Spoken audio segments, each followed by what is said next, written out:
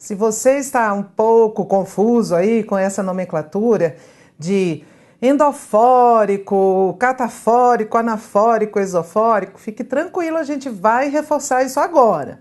Então, nós vamos fazer muitas questões e nessas questões, ora, nós vamos ter de saber apenas identificar o referente desses termos de referenciação, que na verdade é o que a grande maioria das questões querem, ou nós vamos ter de dar nomes a eles. Mas nós vamos fazer um bocado aqui e nós vamos sair daqui absolutamente afiados quanto a essa nomenclatura.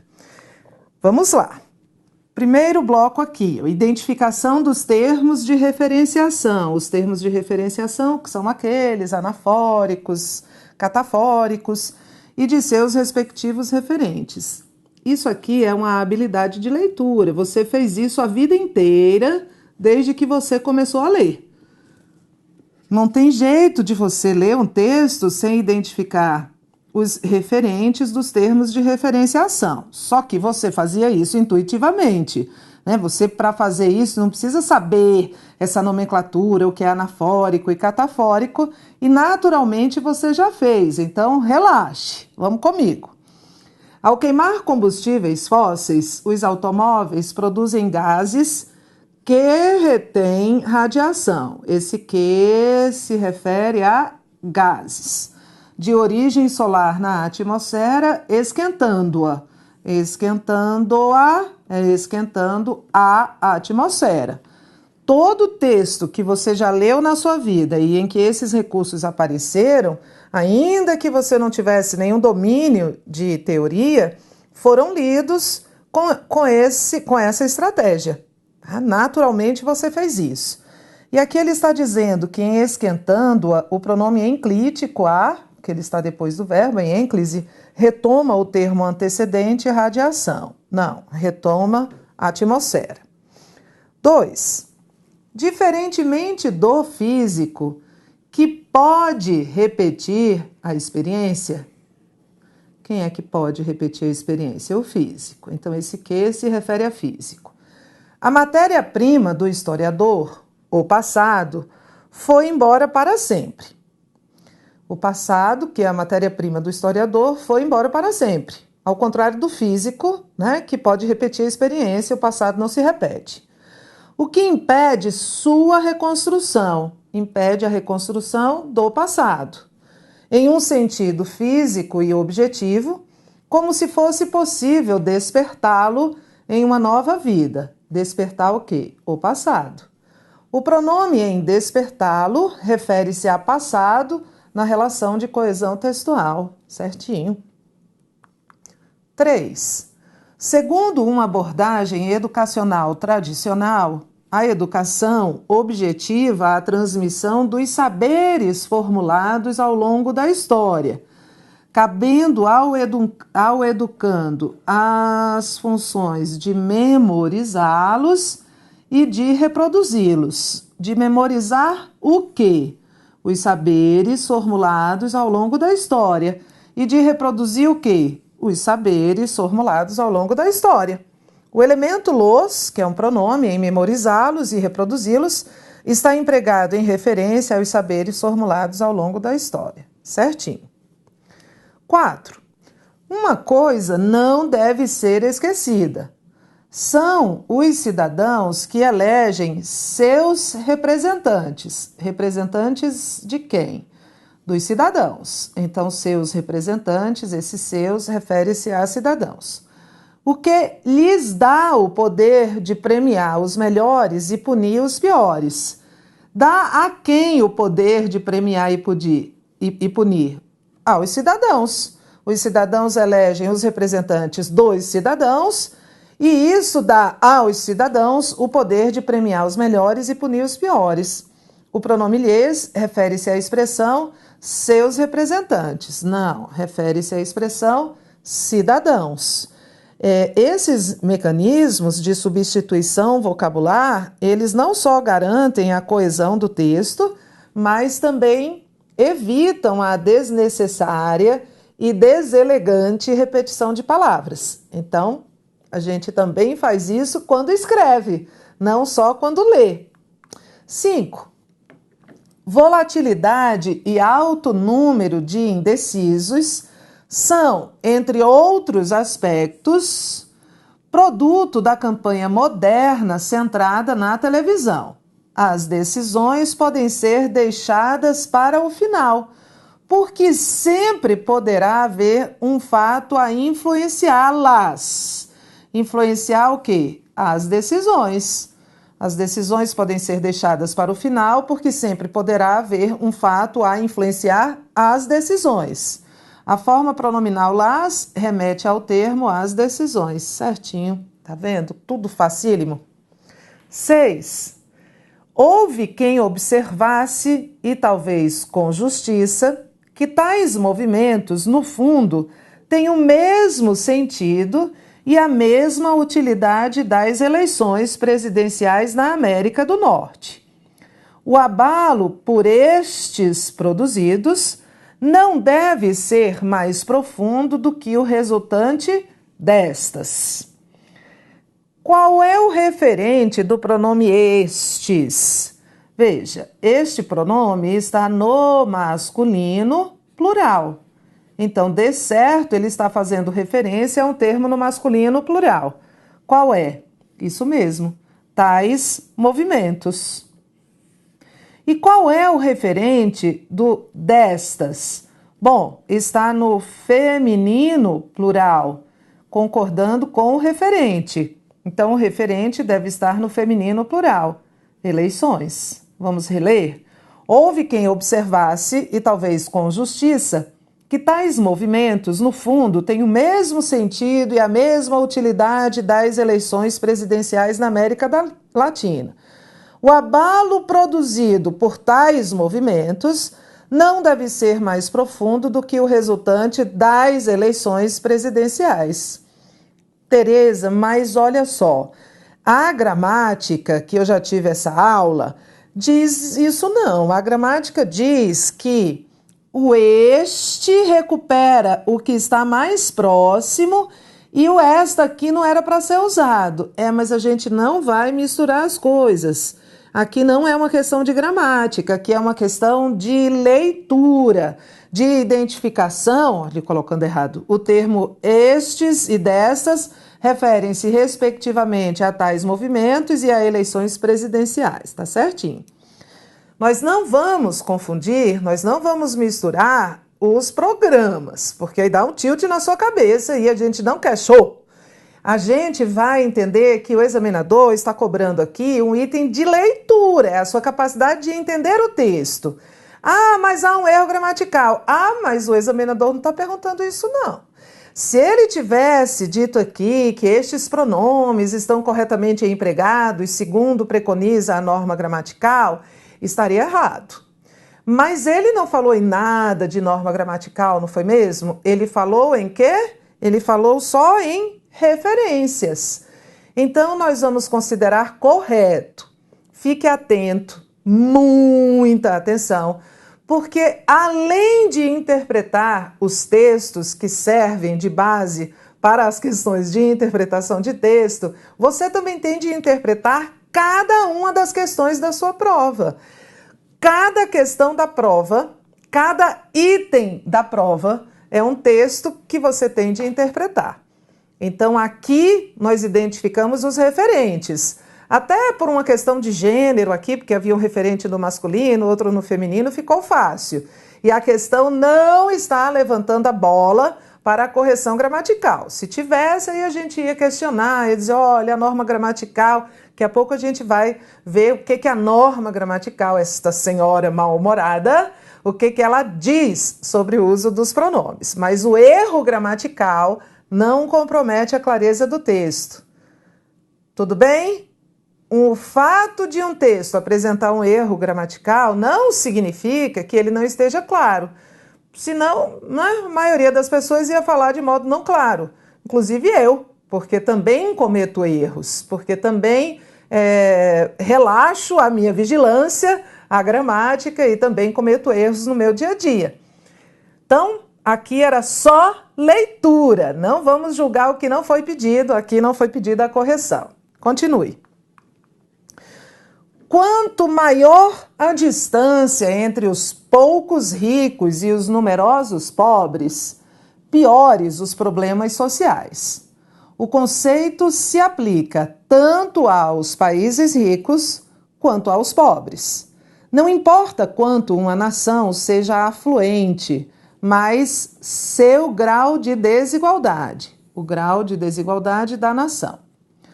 A Suécia ou a Finlândia, dois dos países mais ricos do mundo em renda per capita e PIB, apresentam uma distância pequena entre os cidadãos mais ricos e os mais pobres e, portanto, lideram, a Suécia e a Finlândia, de forma consistente os índices mundiais de bem-estar mensurável. O bem-estar mensurável. Os Estados Unidos da América, por sua vez, apesar da imensa riqueza acumulada, apresenta sempre valores baixos para esses critérios. Que critérios? Esses índices mundiais de bem-estar mensurável. Não é isso? Não faz sentido dizer que esses critérios, como o examinador vai dizer aqui, a expressão esses critérios retoma por coesão sequencial o trecho renda per capita e PIB. Não, os Estados Unidos apresentam valores baixos para os índices mundiais de bem-estar mensurável e não para a renda per capita e o PIB. O item está errado, me deu o referente errado. Mas você vê que eu já li o texto buscando essas referências. Agora que você tem noção dessa nomenclatura e desses recursos de textualização, você pode ficar atento, mais atento ao que você sempre fez, né, que era encontrar esses termos e os seus referentes, mas agora de uma forma mais teórica, não só intuitiva. Questão 8. A questão 8 é de múltipla escolha e é uma questão só de coesão. Coesão do texto abaixo em relação aos elementos que constituem a coesão do texto abaixo. Assinale a opção correta. Se você der uma olhada aqui nas alternativas, você vai ver que essa coesão é só referencial. Todas as alternativas estão aí, ó, remetem, refere-se. Então eu vou fazer mais do que ele vai cobrar. Eu vou fazer a identificação de todos os termos de referenciação e dos respectivos referentes, porque aí a gente já treina para além do que se cobra. O texto diz assim: o caráter ético das relações entre o cidadão e o poder está naquilo que limita este último. Quem é este último? O poder. E mais que isso, mais do que limitar o poder, né? Isso refere-se à ideia de limitar o poder. E mais que isso, o orienta. Orienta o quê? Orienta o poder. O caráter ético das relações entre o cidadão e o poder está naquilo que limita o poder. E, mais do que limitar o poder, orienta o poder. Imagine se não houvesse esses recursos de substituição, né? Como é que esse texto ia ficar repetitivo?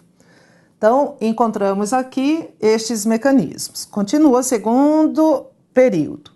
Os direitos humanos, em sua primeira versão dos direitos humanos, como direitos civis, limitavam a ação do Estado sobre o indivíduo, em especial na qualidade que este tivesse de proprietário. Este quem? O indivíduo. Então, achamos aqui os referenciadores e os respectivos referentes do segundo período. Vou para o terceiro período. Com a extensão dos direitos humanos a direitos políticos e, sobretudo, os sociais, aqueles passam, pelo menos idealmente, a fazer mais do que limitar o governante. Devem orientar sua ação. Com a extensão dos direitos humanos a direitos políticos e, sobretudo, os sociais, aqueles, os direitos humanos, os que estão mais distantes, passam a fazer mais do que limitar o governante. Devem orientar sua ação. ação de quem? Do governante. Por fim, o último parágrafo. Último parágrafo. Os fins de seus atos do governante, né? Até para fazer sentido. Os direitos devem limitar o governante, devem orientar sua ação. O fim de seus atos, os atos dos governantes, devem estar direcionados a um aumento da qualidade de vida, que não se esgota na linguagem dos direitos humanos. Um aumento da qualidade de vida não se esgota na linguagem dos direitos humanos, mas tem nessa linguagem, ao menos sua condição necessária, ainda que não suficiente. Condição necessária a quê? A um aumento da qualidade de vida. O texto está muito bem construído, como se fosse uma redação de concurso, o examinador ia ficar bem feliz de ver aqui tantos mecanismos de conexão textual, evitando a repetição, mas o texto está claríssimo. E ele quer o seguinte, ele quer a correta. Em o orienta, na linha 2, o refere-se a cidadão. Não, esse o refere-se a poder. Então, errado. Poder. Em este tivesse, na linha 3, este refere-se a indivíduo. E ele está dizendo que refere-se a Estado. Não. Indivíduo. Toda a costura está feita aí. Fizemos muito mais do que ele cobrou. Em aqueles passam, na linha 5, esse aqueles refere-se a direitos políticos. Não, aqueles são os direitos humanos. Direitos humanos e não direitos políticos. Sua ação e seus atos remetem ao mesmo referente, até que remetem, né? Que no caso é governante. Proprietário, não. Governante, errado. E sua condição refere-se a um aumento na qualidade de vida. Ok. Tá? Então, sabendo que a questão cobraria esses mecanismos de coesão, todos de referenciação, nós já podemos ler o texto buscando isso, que é uma maneira de nós nos anteciparmos ao que vai ser cobrado. A questão 9 é uma questão de nomenclatura. Então, aqui você vai ter de reconhecer o termo de referência, o termo referente e vai ter de se lembrar do nome. Vamos lembrar? Os elementos anafóricos e catafóricos são aqueles cujos referentes estão dentro do texto. O anafórico recupera algo que já foi dito, o catafórico antecipa. E o deítico é um elemento que foge do discurso, né? O referente dele está fora do texto. O texto está aqui e o referente do deítico está fora do texto, como nós já vimos lá no módulo atrás. Então, aqui é para você classificar um elemento. A grande diferença do 12º plano quinquenal é que os planos anteriores se baseavam principalmente em criar um país rico, enquanto este enfatiza a criação de riqueza para a população, afirmou Yang Weimin, vice-secretário-geral do Comitê de Desenvolvimento Nacional e Reforma, à imprensa estatal chinesa. No contexto da fala do vice-secretário-geral, o pronome destacado no trecho, este, tem valor anafórico, não é?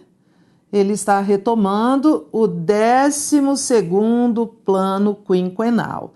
A grande diferença do 12º plano quinquenal é que os planos anteriores se baseavam principalmente em criar um país rico, enquanto este, ou seja, este que foi mencionado, particularizado, o 12º plano quinquenal, então é um anafórico, retomam, é uma tabelinha. Nós temos isso no módulo anterior. O referenciador, que é o termo de referenciação, o referenciador, pode ser endofórico ou esofórico.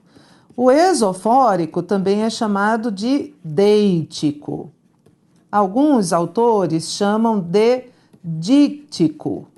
Tanto faz, é sinônimo. E o endofórico é aquele cujo referente está dentro do texto, como este aqui, pode ser anafórico, que retoma, ou catafórico, anafórico, que retoma, ou catafórico, que antecipa. Nosso discurso é muito mais de retomada do que de antecipação. Então, aqui era um anafórico. E a próxima? A próxima também é nomenclatura, tá vendo? Só pelas alternativas eu já estou vendo. Anafórico, catafórico, deítico, catafórico. Vamos lá. No caso do estado do Rio, merecem atenção os chamados centros de vocação tecnológica, mais voltados para jovens da região metropolitana. Os planos das autoridades responsáveis por esses centros, que centros? Os centros de vocação tecnológica. Então, eu já sei que esses é um anafórico. Retoma algo que foi explicitamente e anteriormente dito. Os planos das autoridades responsáveis por esses centros são de ampliar o número de vagas para 54 mil alunos ainda este ano. Que ano? O ano em que o texto foi escrito. Mas em que ano esse texto foi escrito? Não sei. Não sei. É aquele negócio. Se eu estiver lendo uma revista e tiver este ano numa reportagem, eu vou ter que fechar, buscar a capa. Eu só posso recuperar isso no contexto de enunciação, porque isso aqui está fora do discurso. Então, como é que eu chamo esse elemento? Deítico. Olha ele aqui.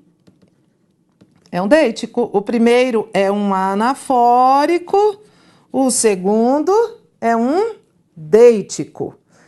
Essa questão é de nomenclatura, mas olha, para além da nomenclatura, ou antes de saber a nomenclatura, você precisa saber identificar o referente e o seu respectivo, o termo de referenciação e o seu respectivo referente. Os referenciadores podem ser um bocado de coisa, pronomes, advérbios. Tereza, o que são mesmo os referenciadores? Esse é um referenciador, este é um referenciador. Vou voltar. Este é um referenciador. Então, até agora, você está vendo que há muitos pronomes, porque a função dos pronomes não é esta. O pronome é um termo que serve para substituir um nome ou acompanhá-lo. E os pronomes têm uma natureza morfológica de referenciadores. Os pronomes são os mais utilizados termos de referenciação, mas há muitos outros. Pronomes, advérbios, numerais, substantivos. Esses substantivos podem ser sinônimos, podem ser hiperônimos, podem ser hipônimos. Há uma enorme diversidade de referenciadores. Quando eu digo assim, por exemplo, João chegou. Ele não trouxe a encomenda. Esse ele é um referenciador, se refere a João. João é o referente, é um pronome. Pode ser um advérbio. Posso dizer assim, Brasil e Argentina têm diferentes culturas. Aqui, alguma coisa, lá, alguma coisa. Olha, isso aqui são os termos de referenciação. Aqui e lá. São advérbios de lugar. Podem ser numerais. Gosto de Saramago e pessoa. Gosto de Saramago, conhecem? Saramago, autor português, José Saramago, maravilhoso. E pessoa, Fernando Pessoa. Aí eu digo assim, ambos são portugueses. Esse ambos é um numeral. Sabia que ambos é um numeral? Todo ambos quantifica. Todo ambos, né, se refere a dois. Então, esse ambos retoma Saramago e Pessoa. Tá vendo? Então, por mais que a gente tenha visto pronomes como termos de referenciação, há outras possibilidades. Podem ser pronomes, podem ser advérbios, podem ser substantivos, podem ser sinônimos. Quem nunca, né, estava fazendo uma redação e aí, para evitar a repetição de um termo, pediu a alguém me dá aí um sinônimo dessa palavra. Então, eu digo assim, vi uma garota no pátio. Parecia sozinha a menina. Parecia sozinha a menina. Sozinha a menina. A menina, que menina? A garota. Então, até porque aqui há um artigo indefinido e aqui há um artigo definido, eu sei que essa menina que parecia sozinha é a mesma que eu vi. E é um substantivo, é um sinônimo, sinônimo contextual, né? Um sinônimo porque tem contextualmente um sentido diferente. Pode ser um hiperônimo. Um hiperônimo é um nome maior. Um nome maior quanto à extensão, Tereza? Não, quanto ao significado. Hiper significa grande. E nimos significa nome. Então, eu digo assim, comi muitos brigadeiros. Brigadeiros. Adoro esse doce. E aí, tanto esse quanto esse doce, quanto doce, recuperam brigadeiros. Só que doce não é sinônimo de brigadeiro, não é isso? Doce é uma palavra cuja extensão é mais ampla do que brigadeiro. Doce é um gênero e brigadeiro é uma espécie desse gênero. Então, eu substituí brigadeiro não por um sinônimo, mas por um hiperônimo. E pode ser um hipônimo. Tenho um cachorro. Tenho um cachorro. Tenho, na verdade, 2 dálmatas. Então, em vez de eu dizer tenho 2 cachorros, eu digo dálmatas. E dálmatas é mais específico do que cachorro, não é isso? Então, cachorro é um termo maior, é um gênero, cachorro, e dálmata é uma espécie desse gênero. Então, eu substituí não por um sinônimo, mas por um hipônimo. Hipo quer dizer abaixo, nimo quer dizer nome. Então, se alguém perguntar a você assim, que está fazendo uma redação e diz assim, eu estou fazendo aqui uma redação sobre inveja e a influência disso nas relações interpessoais. Redação dificílima, né? Típica da Fundação Carlos Chagas. E se alguém estiver fazendo uma redação e procurar você e me disser, olha, eu estou aqui fazendo uma redação sobre inveja, me dá um sinônimo de inveja, porque eu não quero mais repetir a palavra, e você diz assim, sinônimo eu não tenho não, mas tenho hiperônimo. Serve. E a pessoa diz, como assim um hiperônimo? Aí você diz, esse sentimento, esse pecado capital, a inveja não é um pecado capital, então você não substitui por um sinônimo. Inveja e sentimento não são sinônimos. A inveja faz parte, está contida nesse conjunto de sentimentos. Então, olha quantas possibilidades de substituição vocabular nós temos. Nada de ficar repetindo palavra na sua redação. Tereza, isso aqui a gente vai ver de novo quando? Já, claro, que eu não vou deixar você sem exercício.